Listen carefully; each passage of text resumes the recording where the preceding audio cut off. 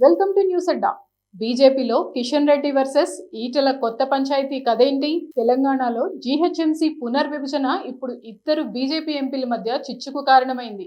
GHMC పునర్విభజనలో భాగంగా సికింద్రాబాద్ ప్రాంతాన్ని Malkajgiri municipal కార్పొరేషన్లో విలీనం చేయాలనే ప్రతిపాదన తెలంగాణ రాజకీయాల్లో పెనుదుమారం రేపుతోంది.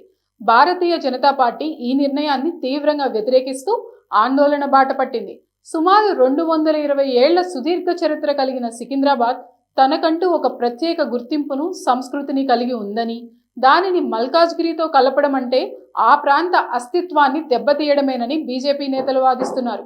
ఈ ప్రతిపాదన వెనుక రాజకీయ ప్రయోజనాలు ఉన్నాయని, రాబోయే ఎన్నికల్లో లబ్ధి పొందేందుకు ప్రభుత్వం ఇలాంటి అశాస్త్రీయ విభజనకు పాల్పడుతోందని వారు ఆరోపిస్తున్నారు. ఈ అంశంపై క్షేత్రస్థాయిలో ప్రజల నుంచి వ్యతిరేకత రావడంతో బీజేపీ శ్రేణులు ఆందోళన కూడా చేపట్టాయి.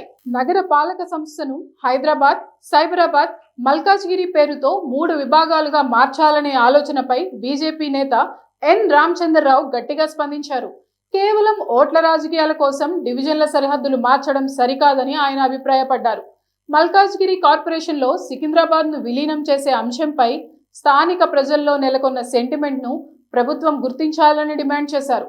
సికింద్రాబాద్కు ప్రత్యేక మున్సిపల్ కార్పొరేషన్ హోదా కల్పించాలని లేదా యథాతథంగా ఉంచాలని బీజేపీ నాయకులు పట్టుబడుతున్నారు.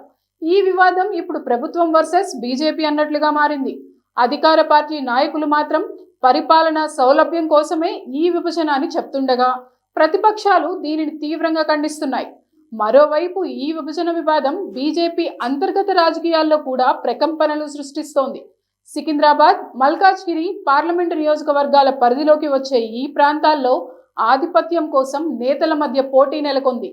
కేంద్ర మంత్రి కిషన్ రెడ్డి, ఎంపీ ఈటెల రాజేంద్ర కుమార్ వంటి కీలక నేతల మధ్య ఈ విషయంలో భిన్నాభిప్రాయాలు వ్యక్తమవుతున్నట్లు ప్రచారం జరుగుతోంది.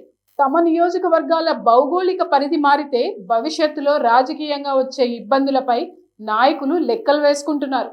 పార్టీ కౌన్సిల్ సమావేశాల్లో కూడా బీజేపీ కార్పొరేటర్లు డివిజన్ల పునర్విభజన మ్యాపులు తప్పుల తడకగా ఉన్నాయని ఆరోపిస్తూ గందరగోళం సృష్టించారు. గెజిట్ పత్రాలను చింపివేస్తూ తమ నిరసనను ఢిల్లీ స్థాయికి తీసుకెళ్లాలని నిర్ణయించారు. ప్రభుత్వం మొండిగా ముందుకు వెళ్తే సికింద్రాబాద్ ఆత్మగౌరవం దెబ్బతింటుందని, దీనిపై ప్రజా ఉద్యమంగా చేపడతామని బీజేపీ హెచ్చరించింది.